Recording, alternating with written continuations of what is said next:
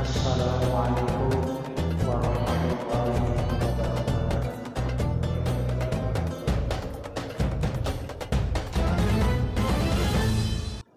Bismillahirrahmanirrahim. Alhamdulillahi rabbil alamin. Wassalatu wassalamu ala asyrafil anbiya'i wal mursalin sayyidina wa nabiyina Muhammadin sallallahu alaihi wasallam wa ala alihi wa ashabihi ajma'in, amma ba'd. Faqad qala Allah ta'ala fi kitabihil karim, a'udzu billahi minasy syaithanir rajim.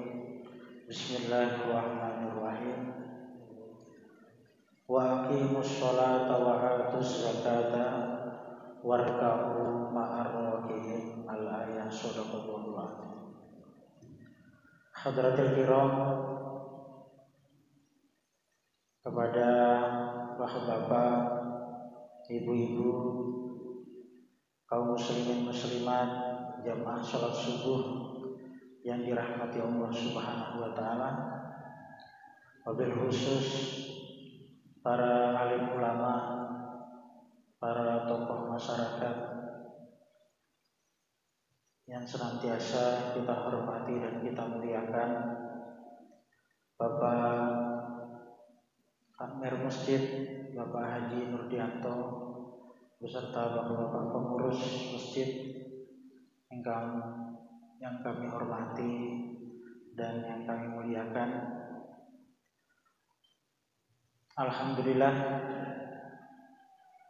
pagi hari yang mulia ini, 16 Maret atau 16 puasa,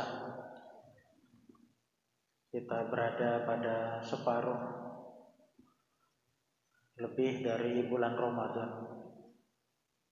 Dan insya Allah pertengahan Ramadan itu adalah pengampunan Allah Subhanahu wa ta'ala, dan akhir Ramadan itu adalah itukum minan nar, kebebasan dari api neraka. Mudah-mudahan kita termasuk orang-orang yang mendapatkan kemuliaan. Awaluha rahmah wa awsatuha maghfirah wa akhiruha itukum minan nar.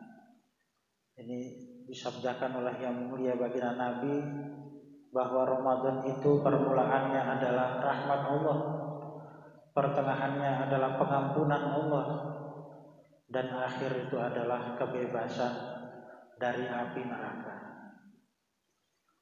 Ini satu hal yang utama yang tentu kita berharap sebagai hal yang bisa kita raih di dalam kehidupan kita, terutama dengan wasilah atau dengan ibadah puasa yang kita kerjakan pada kesempatan. Dan juga kami mengaturkan banyak-banyak terima kasih kepada Bapak hadirin sekalian yang telah memberikan kesempatan kepada kami pada setiap Ahad pagi untuk kita bermudzakarah mengenai agama, di mana mudzakarah itu adalah diperintahkan oleh Allah. Fadzakir fa inna dzikra tanfa'ul mu'minin. Berilah peringatan atau saling mengingatkanlah, karena fa inna dzikra, sesungguhnya peringatan itu tanfa'ul mu'minin, memberikan manfaat kepada orang-orang yang beriman. Dan manusia ini dikatakan manusia likasratun nisyan, karena banyak lupanya. Banyak hal-hal yang bahkan mungkin biasa kita kerjakan tapi lupa kita kadang lupa.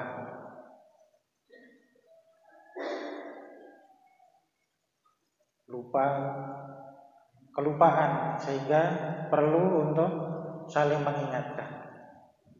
Beberapa hal yang mungkin kita dengar atau kita pelajari pada kesempatan ini, mungkin kita juga sudah paham atau bahkan sudah kita kerjakan.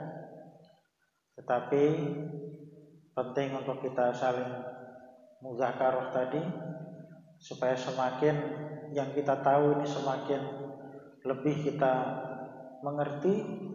Kemudian mungkin ada hal-hal yang kita ragu-ragu atau belum dapat kita pahami, akan bisa kita pahami dengan adanya taklim-taklim, muzakarah agama.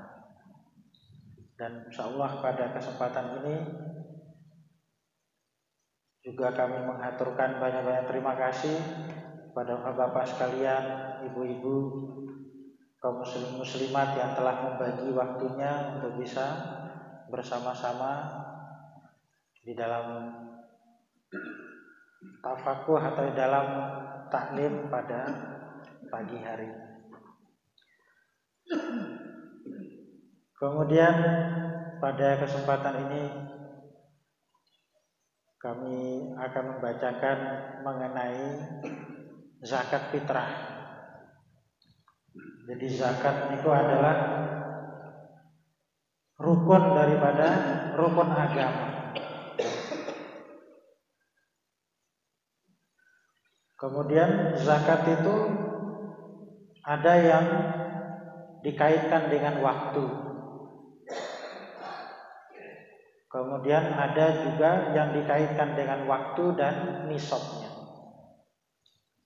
Dan tentu saja zakat itu wajib alal qudrah kepada orang yang mampu untuk melaksanakan. Di dalam Al-Quran banyak ayat-ayat yang Allah memerintahkan untuk kita membayar zakat. Bahkan banyak perintah setelah sholat kemudian Allah memerintahkan untuk berzakat. Seperti dalam surat Al-Baqarah yang barusan kita baca, wa aqimus sholata wa atuz zakah. Menurut para ulama ada banyak sekali ayat di dalam Al-Quran, puluhan ayat yang menerangkan bahwa perintah sholat kemudian disambungkan dengan perintah untuk berzakat. Secara khusus mengenai perintah zakat itu sendiri, di dalam ayat-ayat yang lain seperti dalam surat At-Taubah, Allah menerangkan mengenai perintah untuk seseorang itu mengeluarkan zakat. Begitu pula hadis-hadis yang mulia baginda Nabi, di mana beliau diperintahkan untuk mengajari manusia mengenai zakat, di mana zakat itu diambil atau dikeluarkan oleh orang-orang yang mampu, kemudian dikembalikan kepada orang-orang yang tidak mampu atau orang-orang fakir dari umat ini. Ini perintah zakat. Dan kita melihat bahwa beberapa hal dalam agama itu kaitannya adalah dengan harta. Jadi kita diperintahkan untuk beribadah. Di antara ibadah itu adalah berzakat. Dan tegaknya agama pada diri seseorang itu ketika dia membayar zakat. Sudah tidak bisa dipungkiri lagi bahwa manusia ini itu dia hidup itu dengan harta. Dia banyak keperluannya untuk makan, minum, untuk tempat tinggal, supaya dia tidak kepanasan ketika waktu panas, tidak kedinginan ketika waktu dingin. Dia perlu pakaian, untuk bepergian dia perlu kendaraan. Itu sudah hal-hal yang biasa digunakan oleh orang-orang, oleh manusia. Dan hidupnya agama itu juga adalah diantaranya adalah dengan berzakat. Maka dalam Al-Quran, perjuangan agama itu tidak hanya dirinya, tapi Allah juga memerintahkan untuk berkorban dengan hartanya juga. Tu'minuna billahi wa rasulihi wa tujahiduna fi sabilillahi bi amwalikum wa anfusikum. Berjuang dengan harta dan diri, sehingga termasuk kurbah atau pendekatan diri manusia kepada Allah itu adalah dengan berzakat. Dan begitu pula zakat itu adalah bakti atau ketaatan manusia kepada Allah Subhanahu wa taala yang dia yakini bahwa Allah itu adalah Tuhannya. Jadi kita berzakat itu adalah ibadah. Ibadah kita yang dengan zakat itu kita membersihkan diri, dan dengan zakat itu kita melaksanakan pendekatan diri kita kepada Allah atau iktiraf, pengakuan kita sebagai hamba Allah Subhanahu wa taala. Dan zakat ini tidak bisa diwakilkan dengan yang lain. Ya harus dengan harta yang kita miliki itu, yang telah sampai kewajibannya, hanya dengan zakat itu saja pelaksanaannya itu baru dianggap benar dalam agama. Begitu pula orang-orang yang tinggi derajatnya di dalam agama, itu mereka adalah orang-orang yang tinggi pula pengorbanannya untuk agama.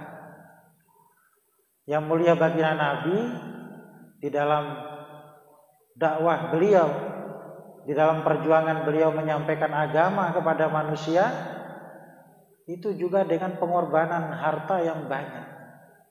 Istri beliau Sayyidah Khadijah radhiyallahu ta'ala anha, yang dulunya begitu bergelimang harta, sampai dikatakan bahwa sepertiga dari hartanya orang-orang Quraisy itu berputar dalam hartanya Khadijah. Tetapi semua itu beliau telah mengorbankan untuk perjuangan yang mulia baginda Nabi di dalam menyampaikan agama, sampai ketika kematiannya baginda Nabi menangis melihat istri beliau. Ketika ditanya oleh Khadijah, "Ya Rasulullah, kenapa kau bersedih?" Baginda Nabi mengatakan, "Wahai Khadijah, kamu dulu orang yang kaya, kemudian sekarang karena saya ini habis harta. Dulu kamu ini wanita yang terhormat, dihormati, disegani. Kemudian karena perjuangan baginda Nabi, orang-orang menghina Sayyidah Khadijah radhiyallahu ta'ala. Keadaannya begitu memprihatinkan keadaan beliau. Tetapi Khadijah dengan bangganya beliau mengatakan kepada baginda Nabi, "Ya Rasulullah, bahwa apa yang telah aku keluarkan untuk agama ini, itu adalah kebanggaan bagi saya. Dan seandainya nanti engkau akan melewati satu tempat dan engkau ini perlu kepada jembatan untuk menyeberangi, maka bila perlu kau gunakanlah tulang-tulang saya ini untuk sampainya engkau ke seberang sana menyampaikan agama kepada manusia. Ini Sayyidah Khadijah, orang yang menerima baginda Nabi dan berjuang di sisi yang mulia baginda Nabi. Begitu pula sahabat-sahabat yang lain, sahabat yang mulia baginda Nabi. Yang utama dari umat ini yaitu Khalifah Islam yang pertama, Sayyidina Abu Bakar As-Siddiq radhiyallahu ta'ala anhu, juga demikian. Beliau pun seluruh hartanya diberikan untuk perjuangan agama. Dalam satu kesempatan beliau membawa seluruh hartanya diinfakkan fisabilillah demi untuk agama, lillahi kalimatillah, untuk tegaknya agama Allah Subhanahu wa taala. Sampai Jibril alaihi salam suatu ketika mendatangi baginda Nabi dengan baginda Nabi mengatakan dengan surah, dengan bentuk seperti ini, memakai pakaian dari karung goni, di mana karung goni itu sobeannya atau belahannya itu untuk disatukan itu dengan duri-duri. Duri digunakan untuk menyatukan. Kalau kita menggunakan kancing, maka Jibril pakai duri untuk menyatukan. Ketika Rasulullah bertanya, "Hei Jibril, kenapa engkau berpakaian seperti ini?" Maka Jibril mengatakan, "Ikraman li sahibika." Ini untuk memuliakan kepada sahabatmu, yaitu Sayyidina Abu Bakar As-Siddiq radhiyallahu ta'ala. Sayyidina Abu Bakar As-Siddiq membawa seluruh hartanya sampai beliau ini di musim yang sangat dingin, tidak ada pakaian untuk menghangatkan diri.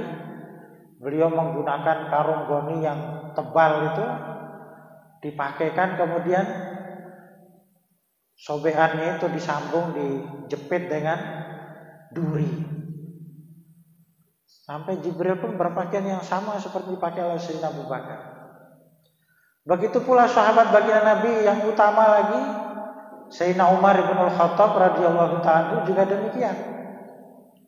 Sayyidina Umar, beliau berpikir, inilah kesempatan saya untuk mendahului Abu Bakar.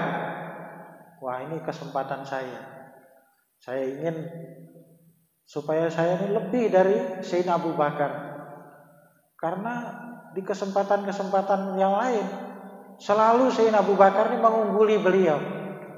Sehingga beliau berpikir ini kesempatan untuk beliau bisa mengungguli Sayyidina Abu Bakar. Dia bawa, dihitung hartanya, kemudian separuh dari hartanya dibawa untuk fisabilillah. Dengan berpikir, dengan berharap ini bisa mendahului Sayyidina Abu Bakar. Tapi ternyata setelah beliau tahu, beliau mengatakan bahwa alangkah utamanya Sayyidina Abu Bakar di dalam hal-hal agama melebihi yang lain-lain. Ini menunjukkan bahwa agama ini di antara tegaknya atau rukunnya agama itu adalah termasuk dengan harta. Maka penempatan zakat di dalam rukun agama ini digandengkan dengan sholat. Sholat ini setiap hari kita kerjakan, maka zakat itu bisa kita kerjakan ketika telah sampai nisabnya dan sampai waktunya. Kalau puasa setahun sekali kita kerjakan, lalu kemudian ibadah haji minimalnya yang wajib itu adalah 1 kali dalam seumur hidup. Ini urutan-urutan daripada rukun agama. Nah, yang khusus dengan zakat fitrah itu adalah kaitannya dengan bulan suci Ramadan. Orang yang mendapati sebagian dari bulan Ramadan, kemudian mendapati malamnya hari raya, ini dia wajib untuk dizakati. Ini zakat fitrah. Tetapi boleh kita keluarkan zakat itu mulai dari awal puasa. Kayak kemarin 1 Maret itu sudah masuk 1 Ramadan, maka dari situ sudah kita bisa boleh mengeluarkan zakat fitrah.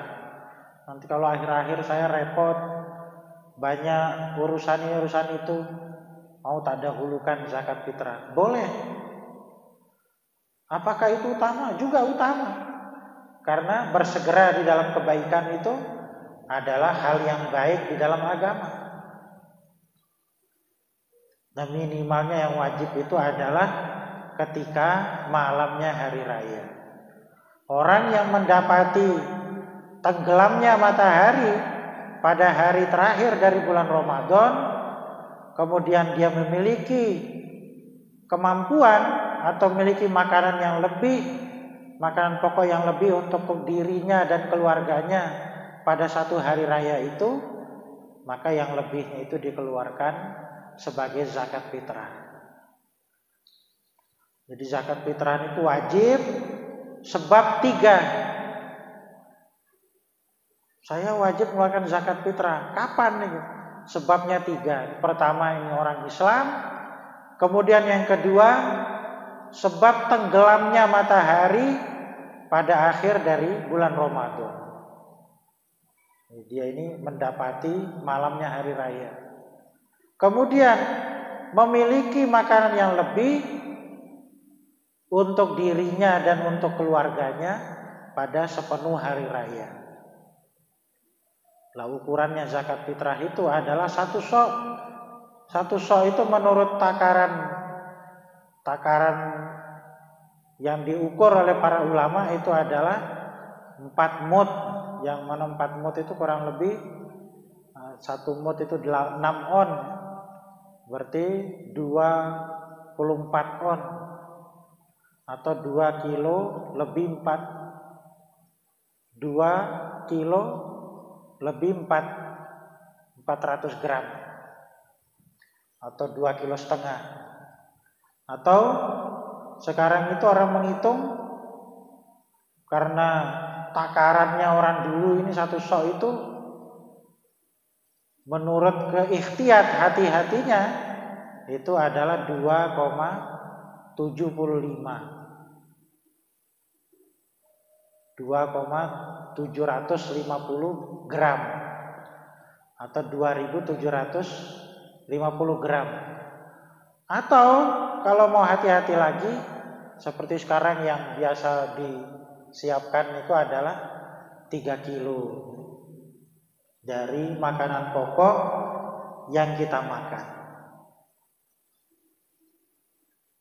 Dan Imam Asy-Syafi'i radhiyallahu ta'ala anhu, beliau mengatakan bahwa zakat adalah ibadah kepada Allah. Maka zakat itu memiliki 2 tujuan.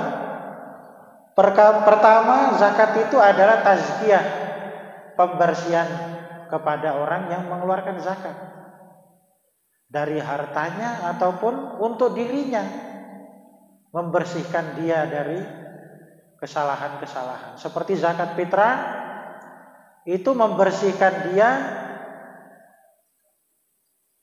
dari kekurangan-kekurangan yang mungkin dia kerjakan ketika Ramadan. Umpamanya puasa mungkin ada kata-kata, ada perbuatan yang mungkin tidak tepat, maka diantara pembersihannya itu adalah dengan kita mengeluarkan zakat fitrah. Farada Rasulullah sallallahu alaihi wasallam zakat al-fitr.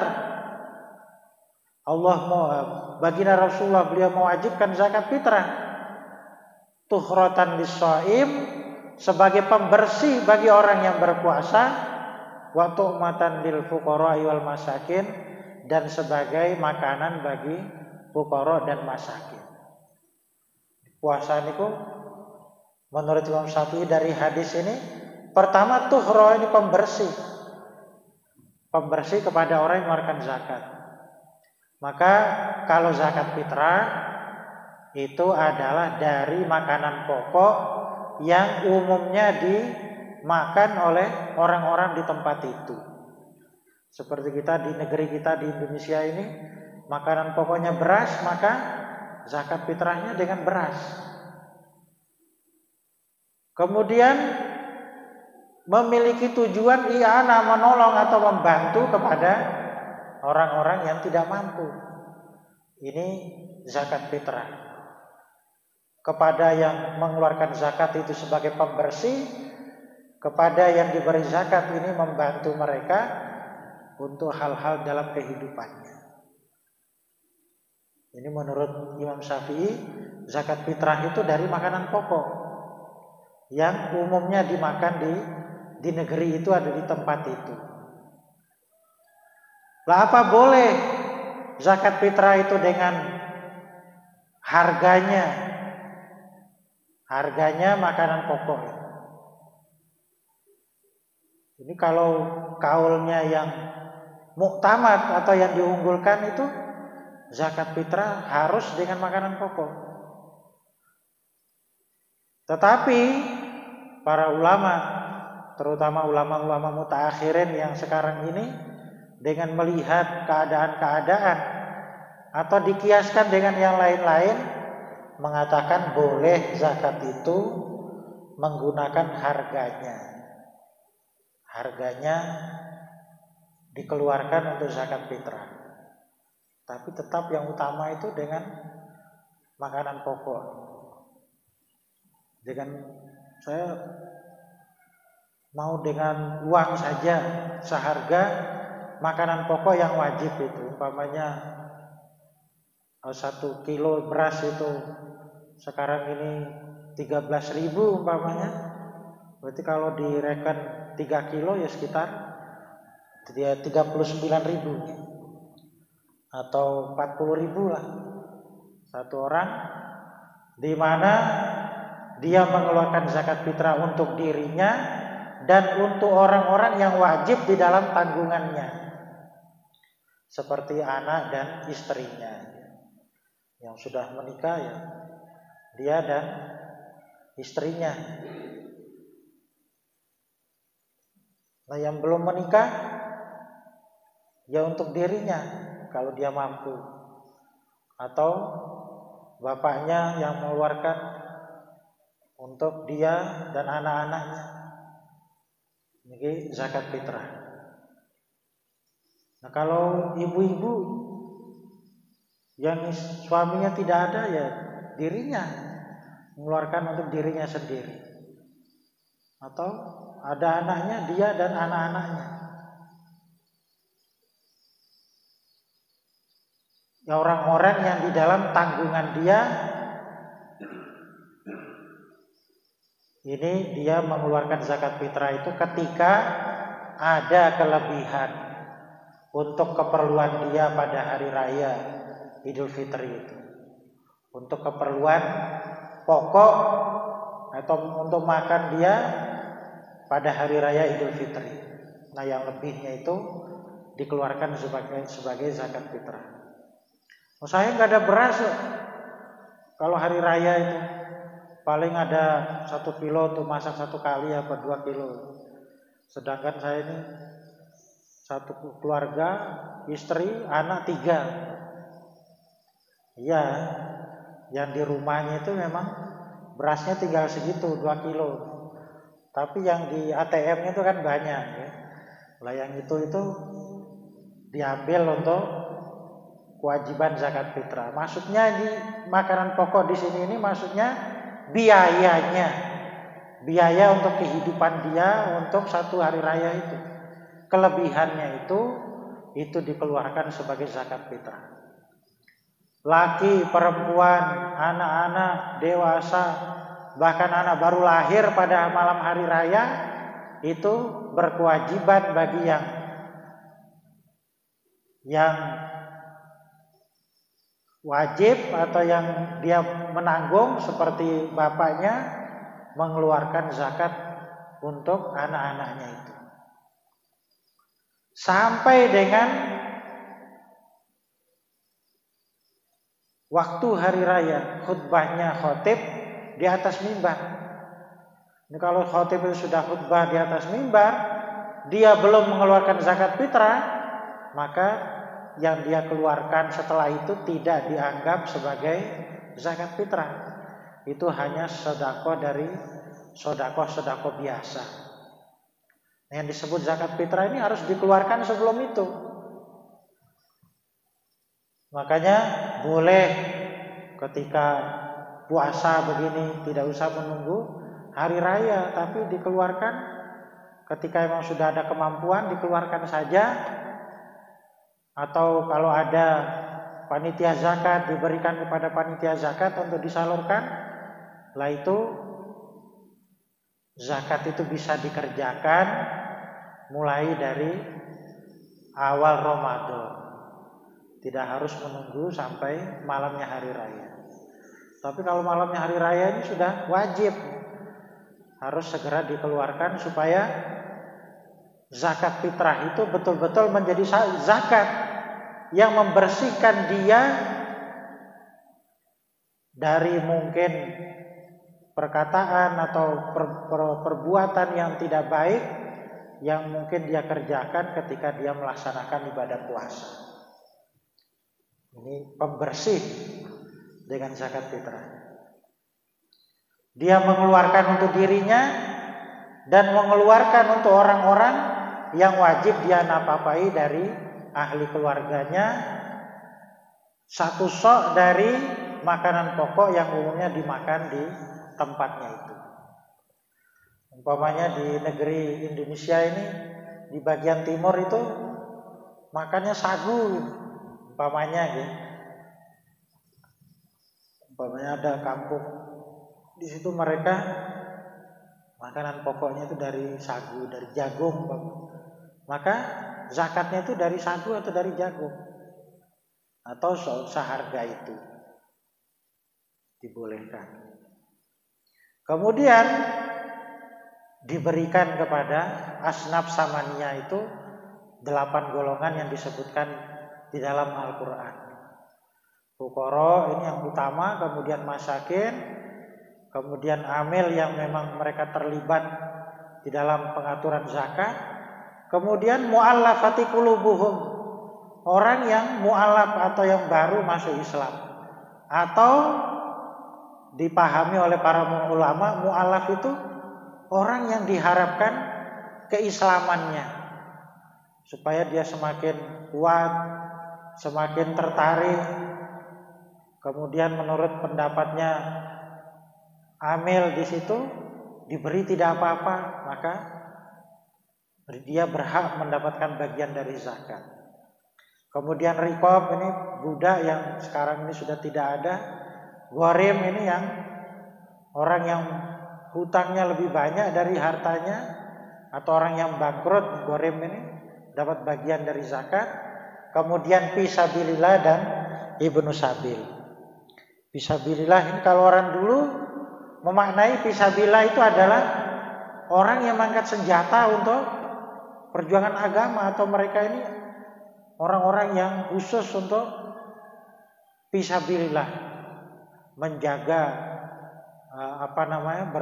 di daerah-daerah perbatasan antara orang-orang yang memusuhi agama dengan negeri-negeri Islam, fisabilillah. Tetapi para ulama juga ada yang mengartikan fisabilillah ini adalah apa saja yang kaitannya dengan perjuangan agama. apakah itu madrasah, pondok pesantren, kemudian yang lain-lain, pengajar, bahkan masjid dan sebagainya, ini ada yang memasukkan di dalam fisabilillah. Walaupun ini kaul marjuh yang tidak begitu diunggulkan oleh para ulama, tetapi melihat keadaan-keadaan yang sekarang itu tidak apa-apa, itu dimasukkan di dalam fisabilillah. Kemudian Ibnu Sabil ini yang disebutkan orang-orang yang mereka ini di negeri-negeri Islam sedang dalam keadaan bepergian, merantau karena bekerja, karena macam-macam. Kemudian di situ dia kehabisan bekal. Seperti dia datang di Pekalongan ini bekerja umpamanya, terus terketipu di Pekalongan ini, sehingga hartanya habis umpamanya, atau dia kehilangan hartanya yang sudah dikumpulkan lama, hilang umpamanya, sehingga keadaan dia ini tidak bisa kembali ke kampung halamannya. Nah ini Ibnu Sabil, dia berhak mendapatkan bagian dari zakat. Ini tempat-tempat penyaluran zakatnya, terutama zakat fitrah. Dan ini bagaimana zakat itu begitu penting di dalam agama. Dan zakat itu harus kita pahami adalah bagian dari ibadah manusia kepada Allah SWT. Ya, ada ibadah itu yang kaitannya dengan jasadnya seperti sholat dan sebagainya. Kemudian ada yang kaitannya itu dengan harta, yaitu zakat ini yang wajib dikeluarkan. Sekarang ini para ulama mengatakan bahwa zakat itu yang wajib itu hanya 2,5% saja. Yang lebih dari itu tidak wajib, kecuali dalam zakatnya zara, zakatnya pertanian, itu 5%. Kalau melihat kondisi sekarang ini pertanian di negeri kita ini, yang orang untuk pengairan dan sebagainya itu mesti mengeluarkan biaya untuk pupuk, kemudian yang lain-lain, untuk pengaturan pengairan itu juga mengeluarkan biaya, karena untuk membuat saluran-saluran air sampai di persawahan itu harus mengeluarkan biaya. Sehingga yang paling relevan itu adalah 5% dari zakat dari hasil panen ketika sudah sampai nisabnya. Nisabnya itu 5 wasok, yang menurut ukuran kilo kalau sekarang ini adalah, kalau berupa gabah itu 1000 kilo atau 1 ton lebih. Kalau panen umpamanya hasil sawahnya sudah ada 1 ton gabah, maka 5%-nya atau sekitar 50 kilonya ini dikeluarkan sebagai zakatnya. Selain itu, ukuran itu hanya 2,5% yang paling banyak, bahkan ada yang kurang dari itu. Seperti kalau zakatnya peternakan sapi, dalam 30 ekor sapi yang sudah dia pelihara selama 1 tahun, dia punya 30 ekor, baru ada zakatnya 1 ekor sapi yang umur 2 tahun lebih. Begitu pula zakat mawasi atau binatang ternak yang selain itu. Adapun yang lain-lain itu hanya 2,5% saja, dengan mengikut kepada takarannya atau harganya emas. Emas umpamanya sekarang ini 1 juta umpamanya, maka emas yang wajib dizakati yang sudah ada zakatnya, kalau nilainya itu adalah 80 gram emas, atau kalau dirupiahkan, pokoknya kalau 1 juta berarti 80 juta dalam 1 tahun, itu dikeluarkan 2,5%. bapak yang pegawai dan sebagainya, entah itu pegawai negeri atau itu pegawai kantor, perusahaan dan sebagainya, kalau hasil dalam 1 tahun itu mencapai 80 juta, itu wajib mengeluarkan 2,5%-nya. Pokoknya gajinya di atas 4 juta 1 bulan atau mendekati itu, yang kira-kira nanti setelah 1 tahun itu akan ada senisok emas 80 gram emas, ini dikeluarkan 2,5%-nya. Supaya tidak berat itu ya, setiap dapat dikeluarkan begitu saja, lebih baik. Umpamanya 4 juta gajinya, dikeluarkan 2,5%-nya, sekitar 100.000. Berikan saja 100.000 itu kepada orang-orang di sekitarnya, terutama ahli keluarganya yang tidak wajib nafkahnya atas dia, pamannya atau bibinya atau sepupunya atau siapa, ataupun orang-orang di lingkungan dia yang masih belum berkecukupan, umpamanya disalurkan zakatnya itu, sehingga kalau dikeluarkan seperti itu nanti ketika 1 tahun itu tidak berat untuk mengeluarkan.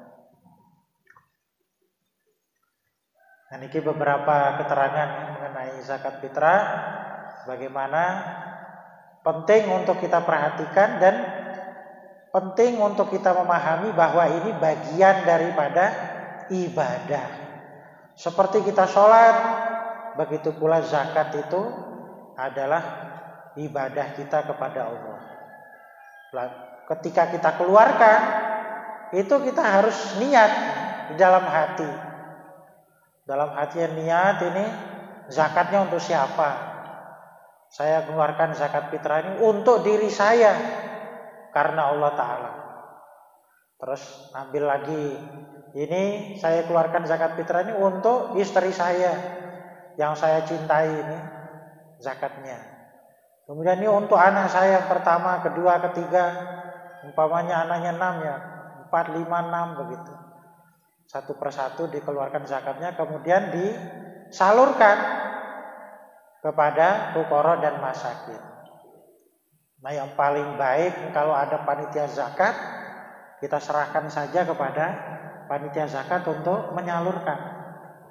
Karena di dalam masyarakat Islam, ketika ada penyaluran melalui lembaga atau melalui panitia, itu akan bisa lebih mengena, merata dan sebagainya. Nah, ini mengenai zakat fitrah. Nah, mungkin ada pertanyaan sedikit mengenai zakat, mungkin bisa disampaikan. Mungkin dari Bapak. Ampun. Saya. Jadi beberapa hal mengenai zakat fitrah ini, maka kita niatkanlah untuk kita kerjakan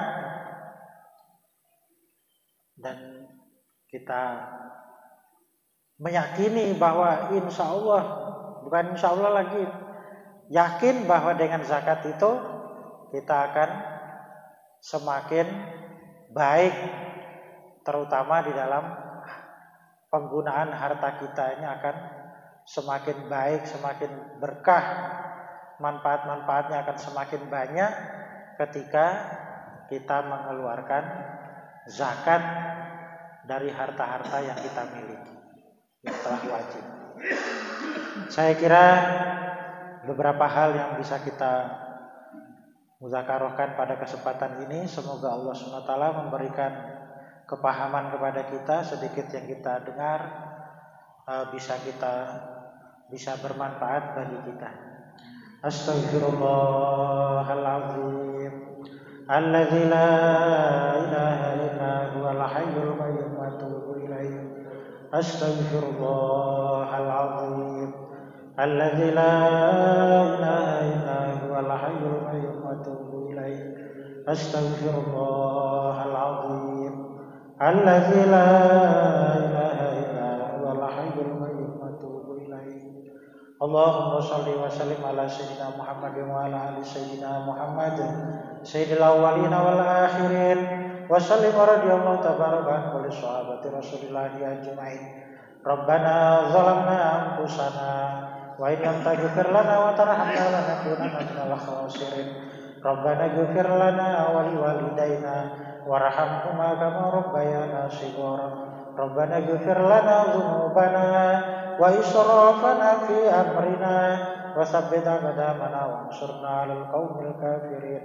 Allahumma zidna wa la tanqusna wa kun lana wa la takun 'alaina wansurna wa la tansur 'alaina wa karimna wa la tankur 'alaina wasturna wa la tamdahna wa asirna wa la tunsir 'alaina. Ilaika rabbi fahabbibna wa ila salihil a'mali fawaffiqna wa ila a'daika a'dai rasulika fansurna. Ilaika rabbi fi anfusina fadhallilna wa fi a'yunin nasi fa'adhimna innaka ala kulli syai'in qadir. Rabbana hab lana min azwajina wa dhurriyyatina qurrata a'yunin waj'alna lil muttaqina imama. Rabbana atina fid dunya hasanah wa fil akhirati hasanatan wa qina adzabannar. Subhana rabbika rabbil izzati amma yasifun wa salamun 'alal mursalin walhamdulillahi rabbil alamin. Alafu minkum wassalamu alaikum warahmatullahi